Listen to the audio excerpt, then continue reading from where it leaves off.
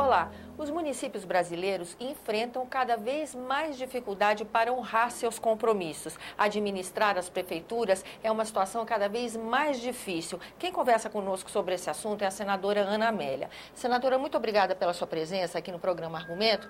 Esse é um alerta que já foi feito, inclusive, por prefeitos e governadores no início do ano ao presidente da nossa casa aqui no Senado Federal. E que os senadores estão constatando realmente o grau de dificuldade ao viajar pelo país nessa época de campanha das prefeituras, não é isso? Tem razão, Dani, muito obrigada mais uma vez pelo convite. E, de fato, a situação é tão crítica do ponto de vista financeiro que muitos municípios, mais de 500, numa pesquisa feita pela Confederação Nacional dos Municípios, já não estão pagando o salário dos servidores municipais. Já estão com salários em atraso. E a situação tende a se agravar, primeiro porque o governo não está liberando os chamados restos a pagar. Segundo, os municípios tiveram... especialmente eu falo dos pequenos, porque os médios e grandes têm fontes de receita que supera o fundo de participação dos municípios, que para os pequenos, até 5 mil habitantes, ele é a principal fonte de receita.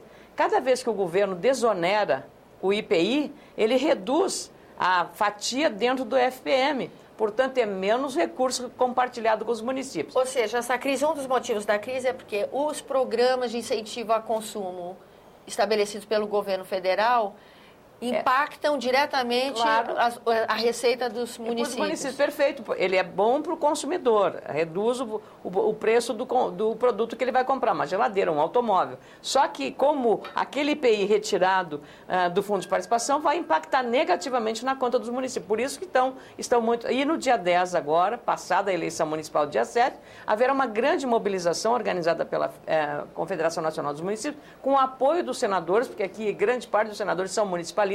Alguns já foram prefeitos, não é? Governadores, sabem bem dessa dificuldade. Como a gente não consegue avançar na discussão da reforma tributária, do Pacto Federativo, tem que fazer alguma coisa pontual. Como, por exemplo, obrigar o governo, cada vez que ele faz uma redução dessas, a fazer uma compensação aos municípios, especialmente os pequenos. Aqueles municípios também que são pequenos e que têm uma concentração de produção de área agrícola ou industrial, uma pequena indústria, aquele dinheiro arrecadado ali não fica no município, vem para a União ou vem para o Estado, através do ICM, no caso o Imposto Estadual, ou do IPI, que é do Imposto Federal. E aí o compartilhamento também fica comprometido, quer dizer, a receita deveria ser canalizada o mais possível para retribuir aquilo que é arrecadado no município. Para agravar a situação, o reajuste dado ao salário mínimo, que foi um bom reajuste esse ano, 14%, é ótimo, é importante para vitaminar a economia, mas nas contas do município, do pagador, que é a prefeitura, o negócio também fica complicado. É uma dificuldade. A outra, o piso nacional dos professores. Também os professores municipais da rede pública, que atende o ensino fundamental, que é a base de toda a educação, o processo de educação brasileiro, e também a educação infantil, que também está na responsabilidade dos municípios, também impacta sobre isso. E a estimativa, Dani, para agravar a situação, é que a redução do Fundeb vai ser de aproximadamente 17 bilhões de reais. Isso aí vai significar realmente uma situação eu diria, de impasse financeiro para as prefeituras. E, senadora, esse é o tipo da situação onde o Senado tem um papel importante a cumprir, não é? É a Casa da República aqui, exatamente. Nós vamos ter que resolver também um novo modelo de distribuição de recursos para o Fundo de Participação dos Estados. Essa é uma conta que tem prazo certo para vencer, exatamente, né? Nesse momento, será que não há uma esperança, então, para os municípios, ou mesmo para uma remodelagem desse pacto federativo? Dessa forma, com essa pressão, esse agravamento, cria-se um momento? Eu acho que é um momento crítico, porque isso começa a repercutir agora. A situação está mais sob controle, ou pelo menos não está tão visível, porque nós estamos num processo eleitoral e trazer esse tema a debate, ele pode até criar algum, digamos, problema na própria sucessão municipal. A gente não quer isso. A gente quer apenas alertar o governo federal, os estados, os governos dos estados, a ter um olhar diferente sobre os municípios, especialmente os pequenos municípios. Como eu disse, os médios municípios e grandes têm toda essa arrecadação através do IPTU, do imposto de transmissão, do imposto sobre serviços, mas os pequenos só têm FPM, Fundo de Participação dos Municípios. E aqueles restos a pagar, que eles confiam através de emendas dos parlamentares ou mesmo de convênios com o governo federal, quando o governo não executa e não empenha esse dinheiro, que acontece? A obra já foi iniciada. Aí tem uma pequena empreiteira na cidade, ela não recebeu dinheiro, deixa de pagar os funcionários, ela quebra, e aí? Quem é que vai se responsabilizar por este prejuízo na economia do município?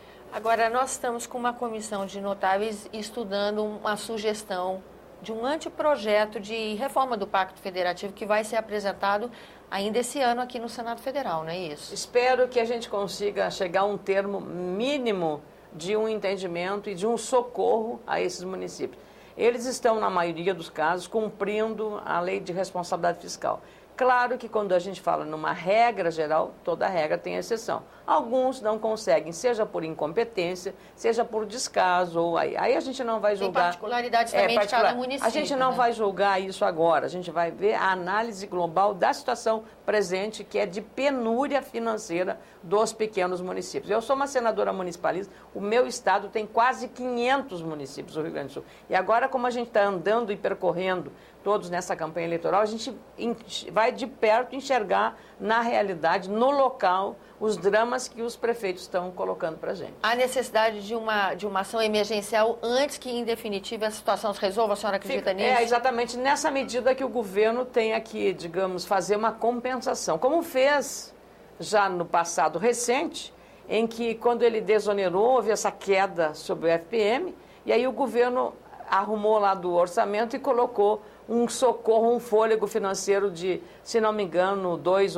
ou 2 bilhões de reais para tapar o rombo que ele próprio criou. Pelo menos honrar a folha de pagamento das prefeituras. E dar uma tranquilidade de transição, porque senão os prefeitos que assumirem no dia 1º de janeiro de 2013 já entram com os cofres raspados. A senhora nos contou aqui, anunciou que dia 10 de outubro nós vamos ter uma marcha em Brasília. É uma reunião que vai ser no Auditório Petrônio Portela, já reservado, durante todo o dia, no mínimo vão estar aí uns 2 ou 3 mil prefeitos municipais que estão querendo demonstrar essa situação de gravidade que está o setor, os municípios. Desse encontro, provavelmente, uma proposta emergencial? Eu penso que sim, né? É inadiável, Tânia, é inadiável. O presidente da Confederação Nacional dos Municípios, que é do meu estado, do Rio Grande do Sul, Paulo Gil Costa, tem alertado isso, inclusive a mídia nacional já deu uma visibilização desse problema grave. Eu acho que nós não podemos falhar. Essa, como você disse muito bem, essa é a Casa da República. Nós temos aqui esta responsabilidade.